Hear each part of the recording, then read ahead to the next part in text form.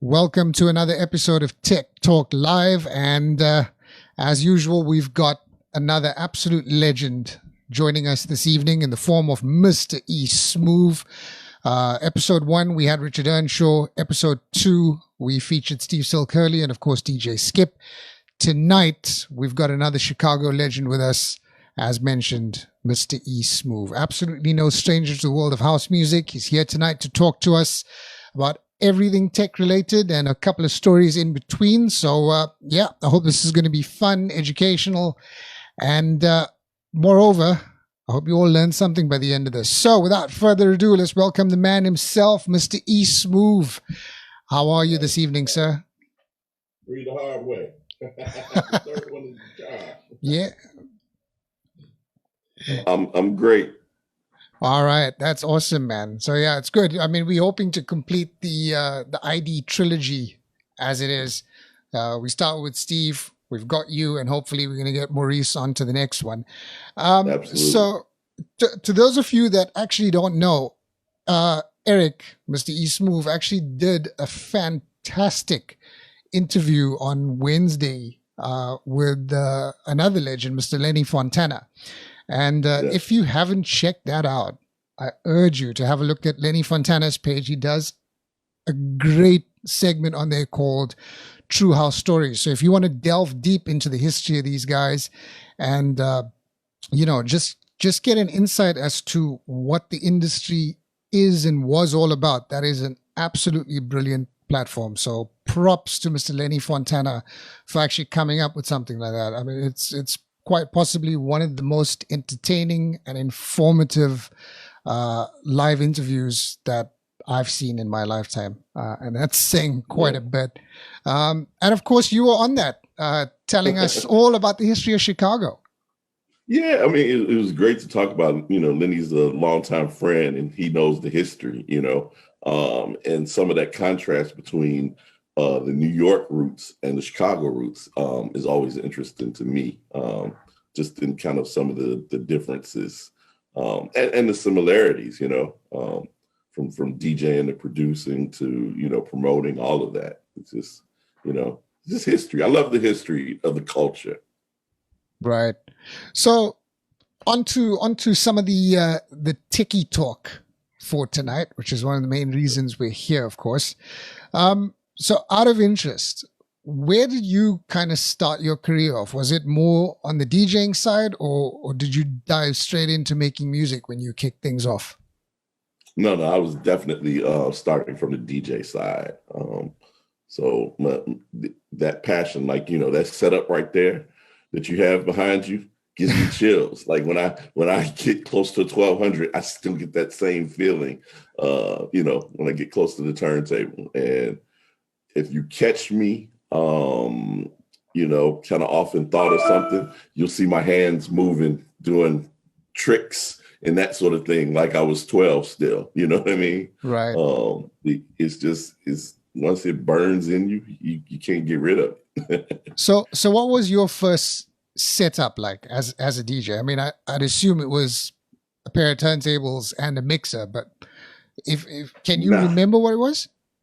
No. So it depends on what you define as DJ, right? So first of all, my dad had a pretty good sound system growing up. So, first of all, that box is ticked, you know what I mean? Where you first notice that, wait, it takes like some components and things to get this sound out of this speaker, you know what I mean? So his setup was pretty intense. So that I think that had a little bit of a foundation. And then from there, kind of seeing it at parties and that sort of thing, like the process, if you will. And then saying, now I want to do this. How do you mimic these things? So I started out with the pause button on my boombox, making mixtapes with that sort of thing, edits and stuff. And then from there, we had a big component turntable thing with the little arm that holds the records and drops the records down. This is totally, this is, excuse me, this is totally not a nowhere near a professional setup, right? So we take the spindle out, we replace it with a small pencil and put that in. So now you got a shorter thimble. And we put paper towel on the platter and an old album cover to make a slip mat. And then we learned how to put the aux in just a slight off the switch. So you were kind of jimmy rigging the switching on the component system to try and turn it into a turntable and mixer system. And then we graduated from two component systems with the mixer Right. until we went finally to the actual real turntables and a mixer. All right. But in that process, is a lot of learning, a lot of ingenuity, and just tons of passion.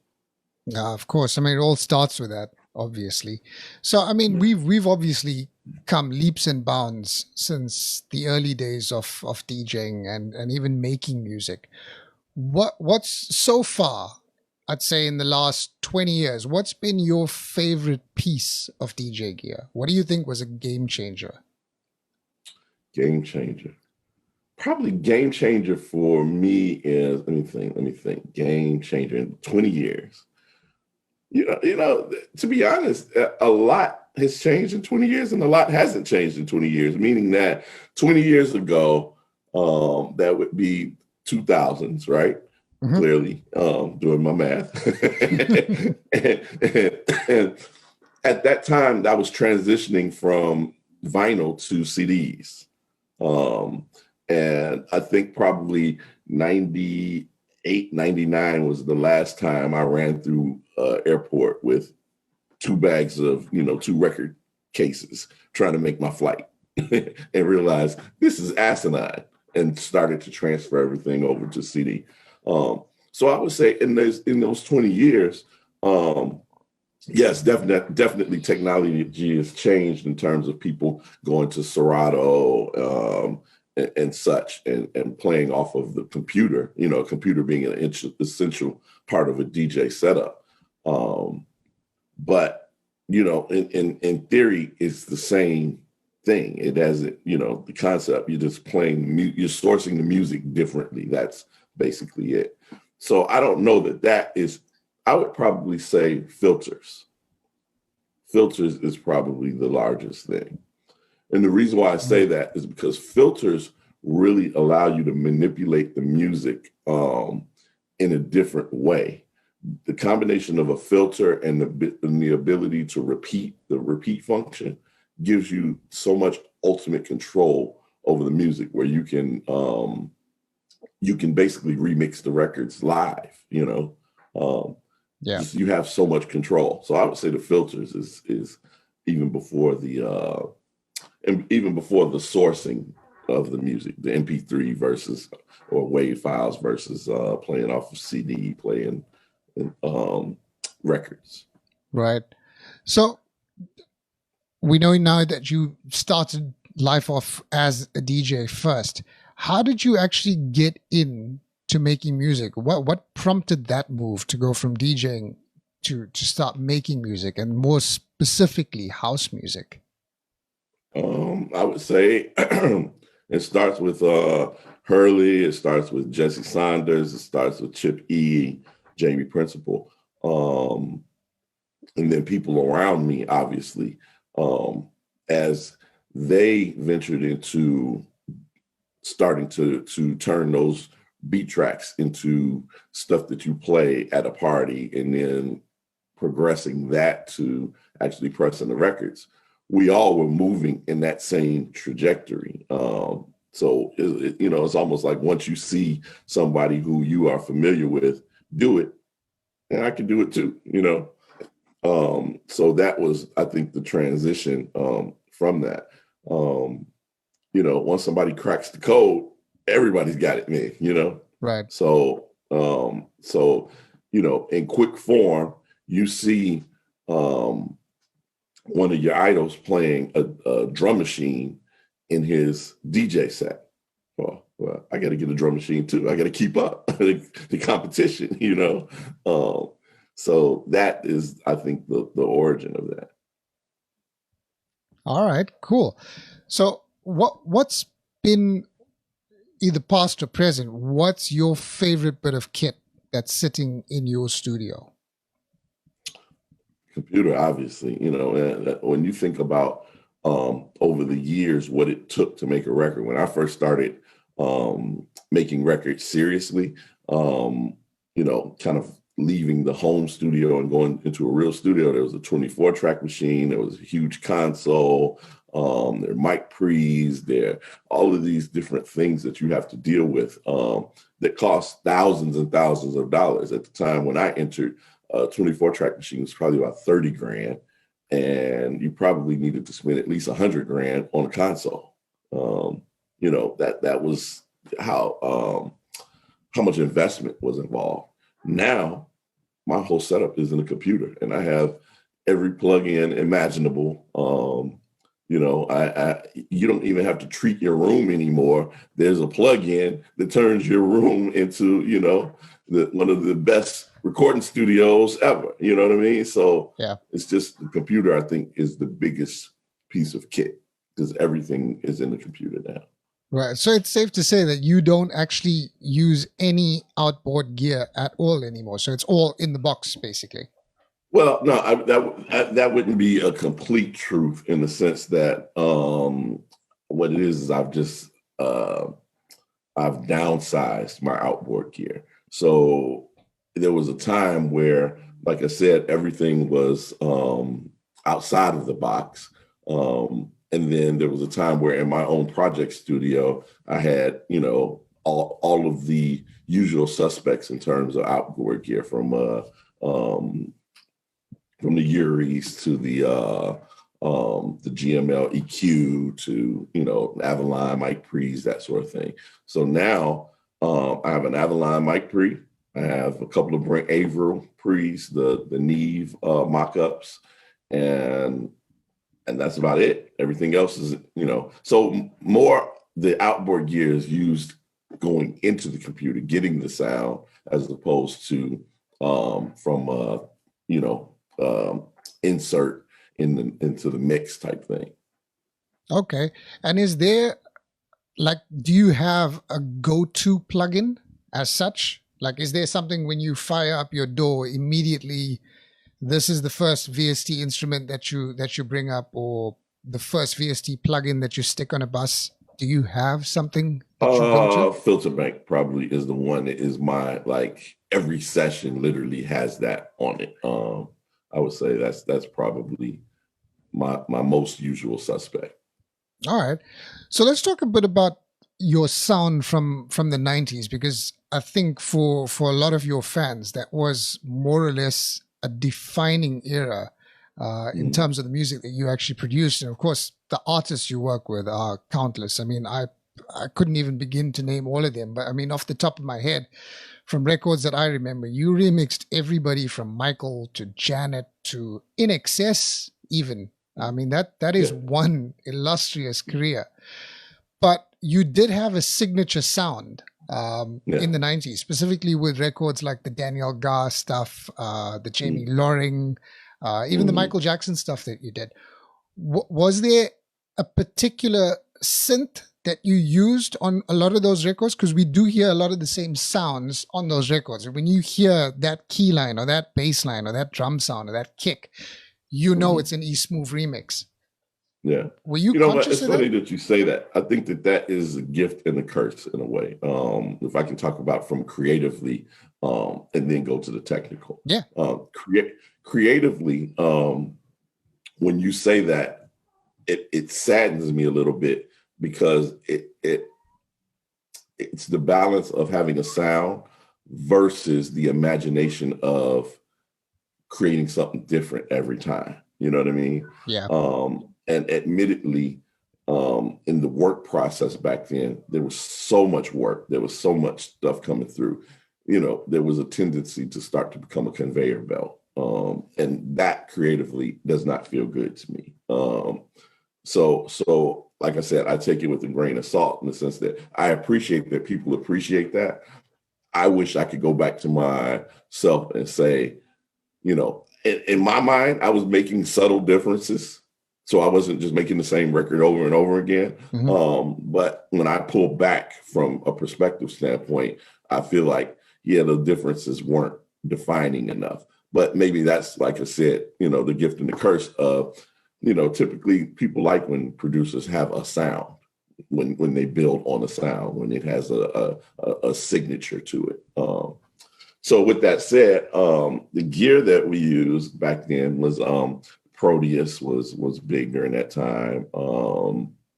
If it was a piano, it was most likely the Proteus, and then trying to EQ it differently and make different things to it so that, again, it just doesn't sound like you just put the same record up, But and during that time, what I learned in my career early on was that sound matters. So, for example, when I first started, I had a Korg DDD-1 drum machine. Great drum machine. It was not a house music drum machine. Right. You know what I mean? Yeah. So when I first started making my demos and wondering why this record was getting signed by DJ International and Tracks and those things and got that energy versus my record, same components, but instead of a Korg, they had a 909. Well, that 909, that house kick, that 909 has been going since the beginning. You know what I mean? So in terms of sound absolutely matters. And the Proteus piano in that way was the same thing. You would have somebody who was maybe outside the genre trying to produce a house record, and they use a different type of piano. And then they wonder why. Well, how come mine sounds like this and yours sounds like that? Sounds matter, So, we use the TX180Z for bass, for the bass. And a lot of this was Hurley led too, as well. So you have to remember, for me, the inception of me making these records partially was to cover a section of Hurley's output, so to speak. So when people were asking for these, how can I say? Well, no, when we were doing these extra mixes to take some of the workload off of Steve, we had to sound like Steve just a little bit. And the purpose wasn't to be a clone of Steve, obviously, because you don't need a Steve Hurley part 2. But at the same time, it was still to sound like it came from the same family.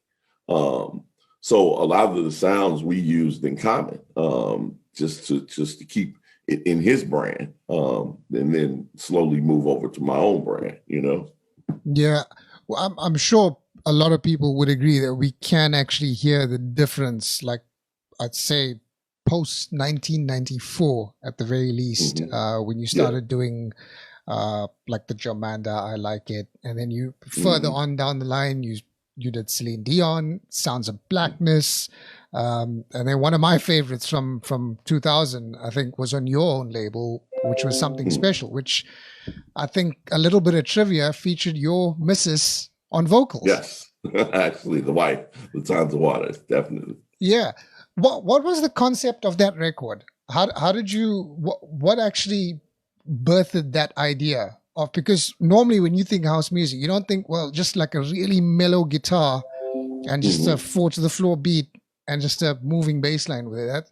And that record really took off. I mean, specifically in South Africa, that record could be heard everywhere, on the radio, in malls, and just everywhere. Everybody knew it. It became a mainstream hit down here. I'm not sure how much of that you actually know. I don't know. I wish I would have known. Oh man, no, that record was huge down here. I think every DJ and his dog had a copy or at least 2 of that vinyl. I think I've still got 3 copies of that record as well. That record was absolutely massive. So is that something you can actually share with us as to what the inspiration for that particular record was back then? Yeah, absolutely. It's actually one of my favorite in a bunch as well. And it started out with that guitar loop. And just the taking that very simple guitar loop that was beautiful on its own and just starting to build on it, build with the bass line, build with the chords, and then the horns, the way that the horns work. And the inspiration was really thinking about a DJ experience in like say Ibiza or something, right? Where, it's at that time where it's just the true heads. It ain't the commercial folk. It ain't the people that's there to style and whatever. It's just the heads that are into the music. And getting that feeling of the record building and building, building and building into something that is just, this spiritual eruption, so to speak. Yeah. And, in the beginning, we were conscious not to put any verses on that. Just wanted to capture that feeling of simplicity with, like I said, the build, and it just keeps building, and it's just relentless, and it starts out small, and it just gets bigger and bigger and bigger, and then it goes small again. The series of inspirations that come from that. And the first time that I played it, I remember this like yesterday. I was in Greece. And it was one of those gigs. You had one of those gigs, Shane, where just every record you play is the right record at the right time. You know what I mean? Mm-hmm. And this had to be probably about 4 a.m., 5 a.m. I forget the name of the club, so forgive me. But it was a club in Greece. The club overlooked the ocean, the Mediterranean. I assume I want to get my geography right.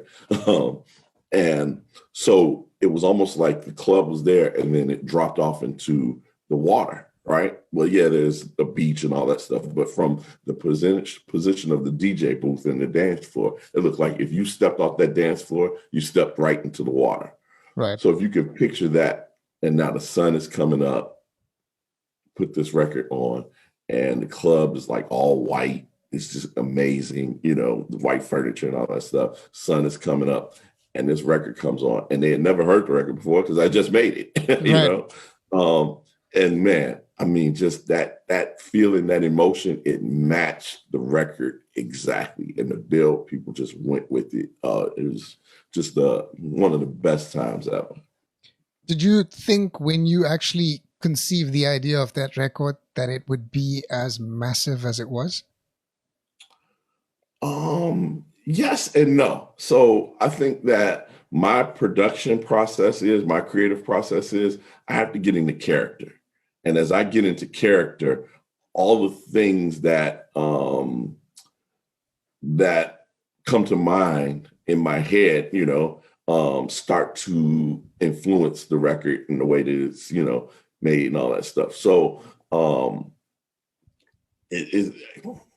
I'm trying to take some of the woo out of it, in the sense that when you make so I also am a filmmaker, right? And when I learned about film, there's a concept called suspension of disbelief. Mm-hmm. In order for you to believe that this guy can jump off this roof and land directly on this car, on the hood of this car and not die, you know what I mean? Suspension of disbelief. And everything around that you do to that keeps that person in suspension of disbelief. So the lighting, the character development, the clothing, all of that stuff, everything keeps you in that mode of, I can believe this. You suspended my disbelief, right?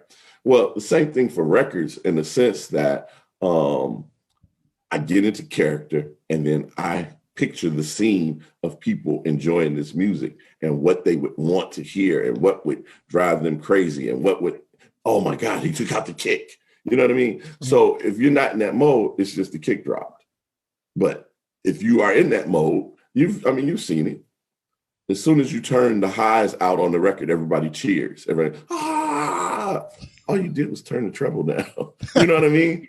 But if you're not in that mode, you know what I mean? It's all you did was turn the treble down. But when you're in that mode, it's like, oh my God, he changed the record at the right time, and it brought out this emotional release for me. You know what I mean? So that's kind of where I get into in terms of making the records, is I got a whole theater going in my head that takes me through that process. It makes me care, because otherwise, especially, there's a factor in this that we don't talk about as much. Most of us started out in this at such a young age, right? So you're 13, you're 14, you're 15, 19, whatever, right? Those are the times where, you don't have bills, you don't have kids, you don't have health, you don't have politics, all of these different things that bog you down as an adult. Your adult experience can be very limiting, but your experience as a kid is extremely open. And I think staying in that headspace as an adult is very hard. When you think about what we do, it's so trivial. You know what I mean? And I don't need to discount that from a love standpoint, but it is in comparison to I got to pay the electric bill and, my refrigerator went out. You know what I mean? Adulting. So when you think about if I can curse on it, is it okay to curse? Yeah, absolutely. It's not a family Okay. show. So when you think about giving a shit about a kick drum, you know what I mean? It's really a space that you have to lock into as an adult, because otherwise it's just so trivial. I'm a little disappointed that your idea of cursing was the word shit, if I'm being honest. Hey man, I have a business side that's always thinking, maybe you got sponsors, maybe you got bigger plans for this to do thing. Now I got to cut out because E-Smoove said shit. Nah, bro. All we've got is a nice fan base of very loyal and very knowledgeable people, and a lot of people that are hungry to learn and especially take advice and whatever else you can offer up from your end to them. So again, we appreciate you actually being on here for us. So let me ask you, what is it about DJing compared to producing music that makes it interesting for you? Or do you find it more interesting DJing or actually making music? I think that they both have their up points and their down points, if I'm giving, just the real perspective of it. I think that DJing has an immediacy that is like no other. And the response, the back and forth, whether it's two people in the crowd, 2,000 or 20,000, the back and the forth, when at its the best, when you are truly entertaining and connecting to people through music, man, that immediacy is like no other. I put on this record and then somebody reacts. And I put on this record and then somebody reacts. And that interaction between you and whoever your audience is, and again, one, whether it's 2 people, 20 people, or 20,000 people, it's just incredible, man. You can't, it's very hard. I would imagine maybe it's like a rock musician with a guitar. I play a chord and then people react, that sort of thing. I think it would be one-to-one with that. With one of the differences, we have so much of a palette musically. You can go in so many different directions. And then when you use technology, you can also then warp those directions into things that, people might not expect. So that is the upside of DJing. In fact, when you spoke about Maurice Joshua, over the years, when I wasn't playing out as much, I was still going out and I would go accompany him with one of, his gigs or whatever. And one time he was playing for a very small crowd. It was very small. It was almost embarrassingly small, but he was playing. And what I took from that, and we joke about this all the time, because he's like, people focus on the small crowd part and not the other part. You know what I mean? Yeah. So it doesn't make him look good that he was playing for a small crowd. But here's what made him really look good in my eyes. And this is, just as a friend and as a fan, when he was playing for those few people, man, he was playing with so much emotion and so much passion. It didn't matter that it was just these amount of people. It could have been 20,000 people, or it could have been 20 people. Again, he played the same way, the same energy. And I think, from a DJ standpoint, that's pinnacle. That's, to me, that is the highest and best use of your talent and your gift. Now, that said, I've had some DJ gigs where it's like, oh my God, please, I can't wait till this is over. I think we've all had those gigs, man. So, you've had that experience. In contrast, producing you know, it takes a long time to get there. You know what I mean? Creatively, it may take you quick to get the basic groove, but the technical parts, you know, it takes a long time to get there, man. You know, and hearing the same song over and over again and that sort of thing, you know, that can be it just, you know, to get from point A to point B is a process. And don't add when you're trying to, you know, put other musicians in and vocalists and all that stuff. You may start a song in January and finish it in March. You know what I mean? So it does not have the immediacy that that DJing has, but it does have the payoff in the sense of when you think about a lot of times my ideas start with me just messing around with the chords. Like if I'm doing a remix or even, you know, creating a song from scratch, it starts with the chords. And because I'm not a player in the traditional sense, I almost have to learn that song completely. Then I can actually mess with it. You know what I mean? Almost kind of like you got to learn the rules before you break them, you know? Yeah. So that's my creative process is I'm learning the song, then all of a sudden. So when you take it from that inception all the way to the end where it's a finished record, oh man, the payoff is incredible to think you started from nothing. There was nothing there. It was just hiss coming out of the speakers, you know? And then you start to build on the blocks and stuff. And again, getting into that character and the suspension of disbelief and getting into the feeling of why it matters that I tweaked the filter down just at this point and why it matters that the hi-hat, I held back the hi-hat for, you know, 3 minutes in the record. You don't get the hi-hat to 3 minutes, you know what I mean? Or the tambourine comes in to lift the record, you know, just all of these different things. Just the payoff of putting those elements together is incredible. Cool. So last one from me before we delve into the audience questions, and there's quite a few of them.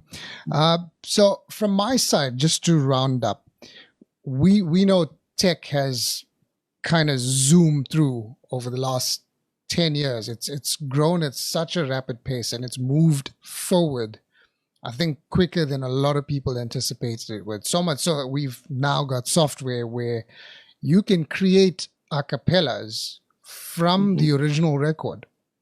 So I'm just trying to figure out how to phrase this to you. Are you in the camp that's pro tech as far as how easy things have gotten? Or do you think that the new up and coming guys should at least cut their teeth on the kind of kit that we had when we started off? I'm talking about things like manual beat mixing and all that. Obviously, the sync argument will go on until we're both blue in the face.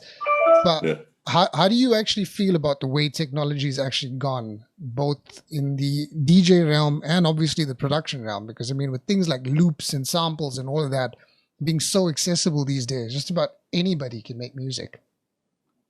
Yeah, so my perspective is I am definitely pro tech. So I think work harder, not smarter. I mean, work smarter, not harder. So that's the first thing. I think I like path of least resistance. Not to get political and racial here, but when I first started, it was a white dude. It was an old white dude in the middle of everything we wanted to do. You know what I mean? In terms of paying for the recording studios is expensive. So a white dude to pay for the recording studio, right? When you wanted to track something, there's an old white dude that was an engineer. You know what I mean? So, and I use that facetiously in the sense of you had to first have them respect you enough to allow you. You know what I mean? Yep. Now, a 14-year-old kid, he can jump on an app on his phone. There is nobody in the middle of his creative expression. You know what I mean? There's nobody that has to approve of him and how he's doing what he's doing. So I'm all for that, right? So yes, definitely work smarter, not harder, in the path of least resistance, and use all of those tools. Now, with that said, what's missing from the equation, I think, is an A&R person. You know what I mean? Mm-hmm. So when you think about it, when we first started making records, once you got past the hurdle of the old white dude, so to speak, right? And I just mean that there's somebody in between you and your creativity. Once you get past that hurdle, right? Now, in order for that to be released and disseminated, there was somebody who listened to it and said, I listen to stuff all the time. And whereas you might think this is the greatest thing that you've ever done, in comparison with all the stuff that was done, yeah, it's average or below average or subpar. You know what I mean? To just be able to pull that stuff down, because everything I make is not great. Probably most of the things that I make is not great. It's the few things that get over the hurdle, right? That then becomes something that people can appreciate all over the world, et cetera, et cetera. But most of the stuff is not that good. And that was the same thing for Prince, Teddy Riley, Jam and Lewis. You go down the list of greatest producers. Their flops are far more greater than their classics, so to speak. And that takes some filtering. And what we lack now is filtering. Somebody can make a record right now and they can upload it to Bandcamp and upload it to TuneCore and upload it. The distribution is in there, the YouTube, the video distribution, everything. It's like straight from your mind to the public. And I think that it needs some filter. It needs some qualified filter. Quality control, basically. Absolutely. Absolutely. Everything that's in my computer is not for public consumption. and I think that's what's missing. And I think that if you haven't had the experience of A&R, you really can't even filter yourself. You know what I mean? Yeah. You think everything that you do is great because you think everything that everybody else does is great. You assume that, those beats that you heard from Timbaland or Roger S. or Dave Morales or Louis or whatever, you assume that everyone in his computer sounds as good as that. Nah, they don't. Excellent. Well, thank you for that. So I think let's get on to the audience questions. There's quite a few of them. So let me just delve through this here quickly. We'll go with the first one that comes to us from Henry Fontaine. I hope I'm saying your name right, mate. What's the kind of tine organ you used in your 90s remixes? I'm hoping that's an autocorrect mistake. But if I had to translate that a little bit, I think he's asking the organ sound that you used in a lot of your 90s remixes. Do you know what that was? First of all, what a name. That's a pretty cool name, Henry Fontaine. Yeah. Hey, what's your name? Henry Fontaine. But the organ sound was probably coming from the Korg. That is one of the organs. We probably use some Proteus organs. Usually we're looking for a sound that has a little bit of that percussive at the top, a lot of attack at the top, and then almost a bass type fullness. Because organs can be, they can get a little hunky at like in the 400 to 800 range. So in order for that to have that kind of smooth underground sound, you need to start with a source sound that has a lot less of that comes off more as a bass in the lower registers. Yeah, I mean, even with organ sounds, I think that was one thing house music made really famous back in the 90s, the fact that you could play a bass line using an organ sound. MK all day. Yeah, absolutely. Absolutely. Next one comes from Karen. This is a good one. How did you arrive at your artist name? So how was E-Smoove born? That's funny, actually. So E-Smoove was born from, so I don't know how many people know, some of the culture stuff, right? In the culture there was a high school, Mendel Catholic High School. And I went to that school and it had Mendel bi-level disco. And that's where a lot of the origins of house culture took feet at. So I went to that school. And at that school, it was an all-boys school. We had a cafeteria and we had a group of guys that were DJs and what have you. And we get together for lunch, what have you, right? And because I am extremely shy, the interpretation was that I was smooth with the ladies. Well, no, I was just shy. So one of my good friends jokingly called me E-Smoove. Eric, E being for Eric and Smooth being for, my disposition with the ladies, so to speak, which again was just shyness, so at the point of where I kind of entered the music business, and I don't know if this was like this for you guys down there, but when the labels would pick up your record, they would also buy your name. So you would have, if they picked up your record and used your proper name, they would then have rights to that, and you couldn't use your proper name ever, right? So you would have to make up a pseudonym. That's where all the pseudonyms come from, is in order for me to do this one-off deal with Strictly Rhythm or DJ International or Trax Records or whoever, I would have to make up a name because they own the name. So I had to make up a name, and the first name that came to me was E-Smoove, and then the record actually did something which I didn't expect. And so now I had to continue on that. So then I started using E-Smoove as my my producer name. So follow up from that, and this one's from me. Mm-hmm. Where did Thick Dick come from?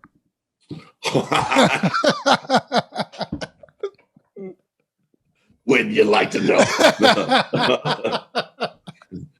No, you are going to relate to this completely. So Thick Dick came from, and this takes all of the fun out of it, right?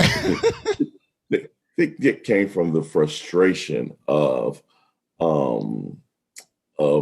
records with some type of tantalizing edge seemed to fly off the shelves. You know what I mean? So a record with my proper name, Eric Miller, featuring so-and-so and such, and the labels all colorful and all that stuff. Yeah, people were like, yeah, that's cool. But what is that black record right there? It's just black. It doesn't even have any titles on it. It just says Thick Dick. You know what I mean?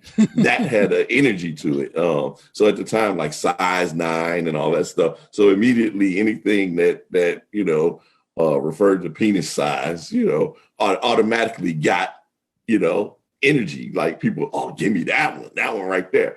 So at the time I had a record label called No Pretense. And the concept was take all of the marketing stuff off of it, yada, yada, yada. Just here's the record. You know what I mean? And it's raw and it's the whole thing. That was that energy. So jokingly, I named it Thick Dick just to get that energy. And then the Welcome to the Jungle blew up like crazy all over the world. And now I'm stuck with Thick Dick. So could have had worse things to be stuck with, but yeah, but it was really me. It was really tongue in cheek, me thumbing my nose at that. We've moved away from what the record sounds like, and it's the name of the artist. You know what I mean? It's the title of the song, the way that the cover looks so underground and so mysterious. How happy was your wife about that pseudonym? At the time, she wasn't my wife, so we had a very different relationship at that time. So it was fun. You know what I mean? That I think that all that came from that was very fun. When one part of the story with that record is Murillo picked it up for Subliminal, and that was the beginning of my relationship with Subliminal. And I was in England at the time, and pick up the phone, hello. I want your thick dick. I want your thick dick. And it's Murillo on the phone, like, what? and that was his deal memo. Oh man. And then subsequently, he paid me a lot of money for my thick dick, which made it even worse. And now,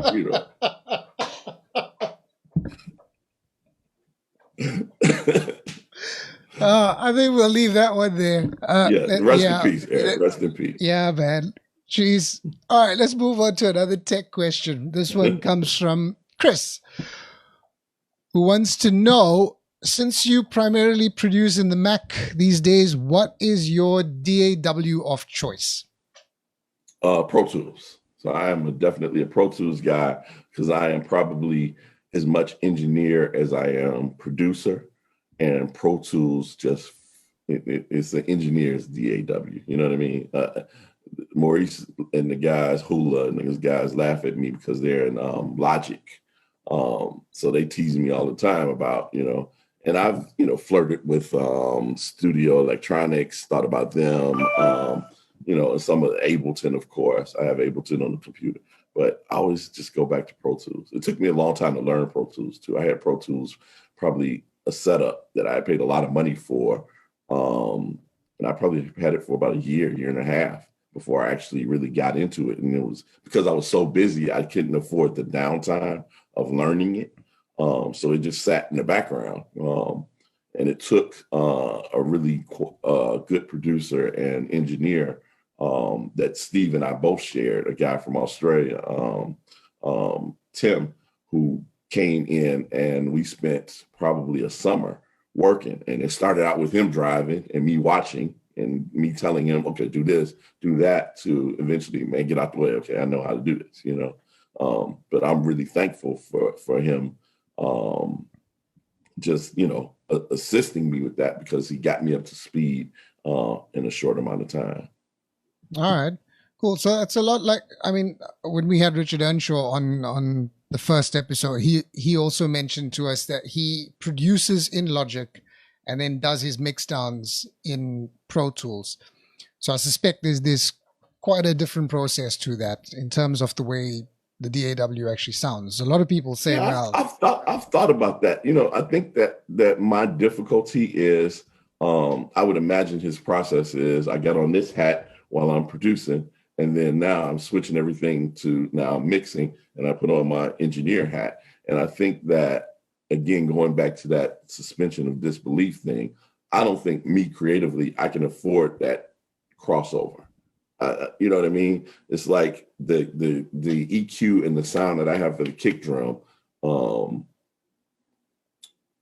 is integral into the part that what I'm choosing for the bass line and I'm choosing for the chorus, all of these directions. And I don't know that I can afford, okay, now I've done that. Now I'm switching to engineer. I'm producing engineer all throughout making the track. I'm jumping back and forth through those seats.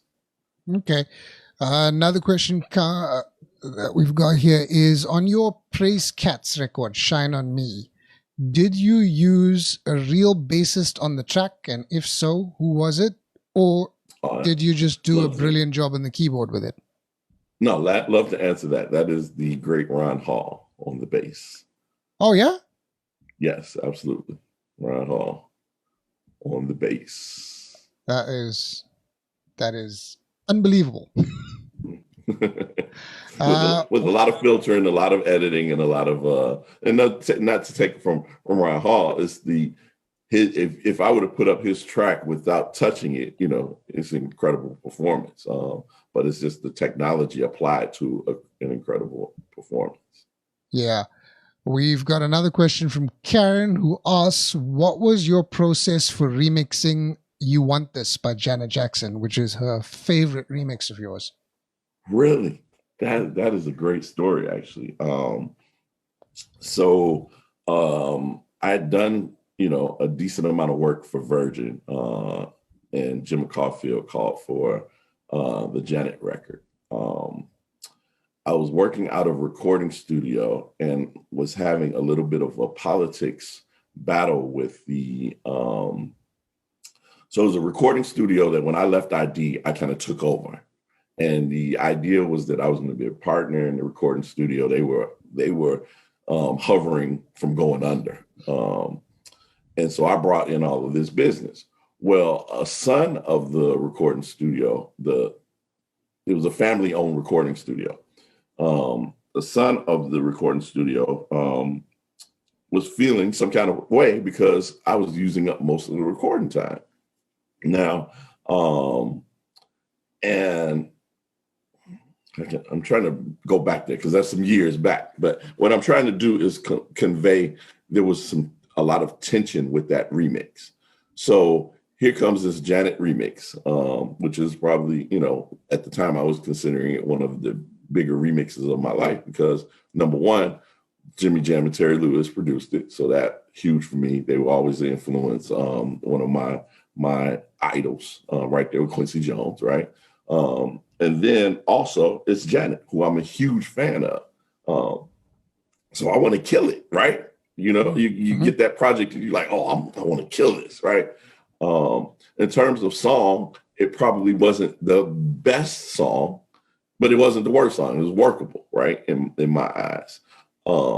So I'm ready to go. And these guys have this local restaurant, huge restaurant. If you're familiar with the Chicago Bears, right? This is the type of restaurant that anybody that is a Bears fan on the south side of Chicago goes to this restaurant. They have a band. The owner of the restaurant has a band. It's his hobby project. And they have the time booked in the studio that I got to finish this Janet Jackson. So we have this huge blow up, or whether they should put the local restaurant band on hold and allow me to do this Janet project. It's their studio. I'm not quite a partner yet. I am pulling a lot of money in the studio. So there's that tension and whatever. So we decide, forget it. I'm going to go book a studio downtown. So I go book a studio called River North, which is a great studio, but it's not my home spot, right? So I take all my gear, my racks and all that stuff, set up shop in that place, and I'm in there for about 2-3 days. And I would say that I wish I could do that record again. You know what I mean? In my comfort home environment, whatever. So we do the overdubs, we do all that stuff. Now I'm working with a different engineer too, he was a great engineer. Steve, what is Steve's last name? I forget Steve's last name, but and Hurley's used them too. Hurley uses studio too. So there's some commonality in that, right? But in that record, the SSL console that we used, all of that, it just didn't sound like me. It was a very different experience. So when I hear that record, as much as I appreciate that, you guys love it, anyone that does, it's more of a cringe for me because it reminds me of the tension of going into the remix.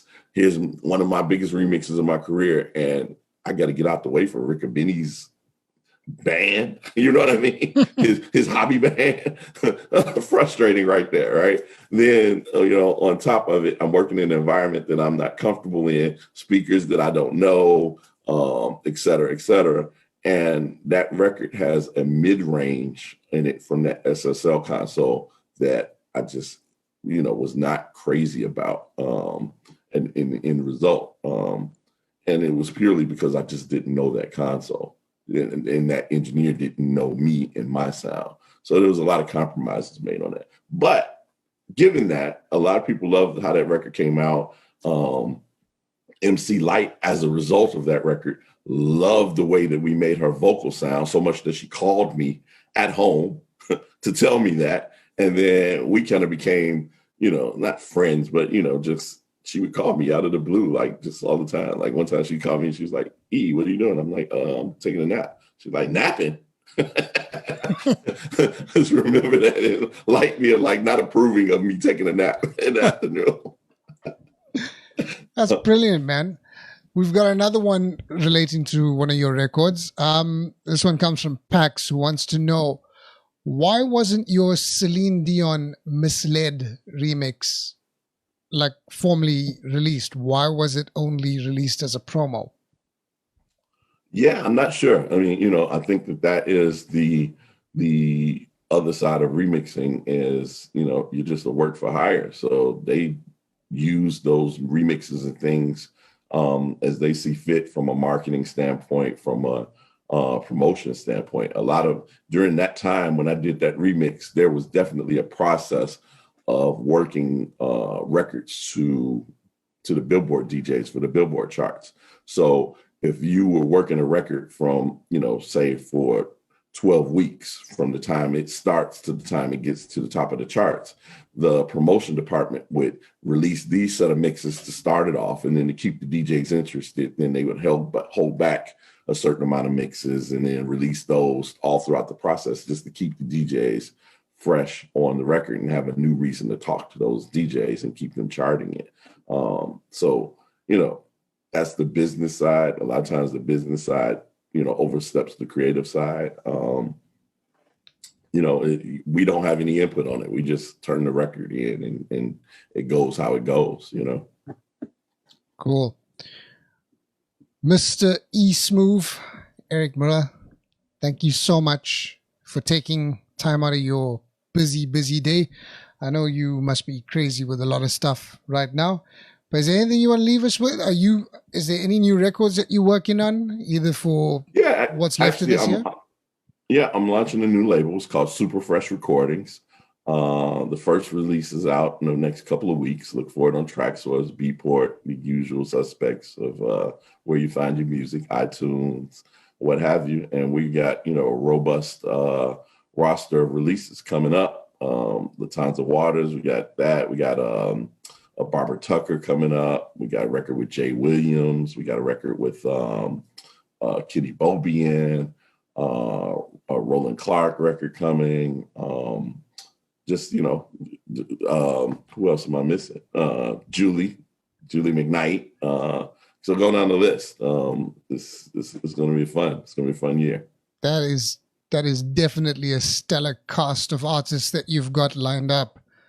Thick Dick, of course. It'll be a Thick Dick record. I think you've got to, especially after this conversation.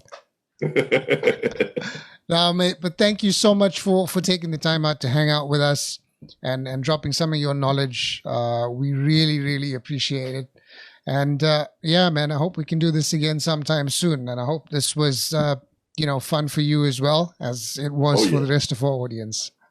No, I appreciate it. And post-COVID, maybe I have to come down there. We'll do it in person. Oh, no. I think post-COVID, the band definitely needs to get back together in South Africa. I know Skip, Absolutely. Myself, and Steve actually did speak about that. We've got to get that ID crew back, you, Maurice, and Steve. And I can't think of a better place than SA to do it, man. Yeah, no, that would be amazing. And I have a theory, too, on a side note. I know this is tech talk, but from the other side of the business culturally, I think there's going to be a huge renaissance after COVID. As the vaccine works its way through the world and all of that, I think we're going to have, like a late 70s era type resurgence with house music and club music and partying, That's I a think dream. The world is ready to party. Yeah, that's definitely a dream I look forward to living. I can tell you that much. Yeah, absolutely. Thank you, my brother. We will chat to you soon. Ladies and gentlemen, thank you so much for taking the time out of your lives as well for joining us. This has been another episode of Tech Talk Live with the legend that is Mr. E-Smoove. Salute, sir. Yes, sir. Thank you.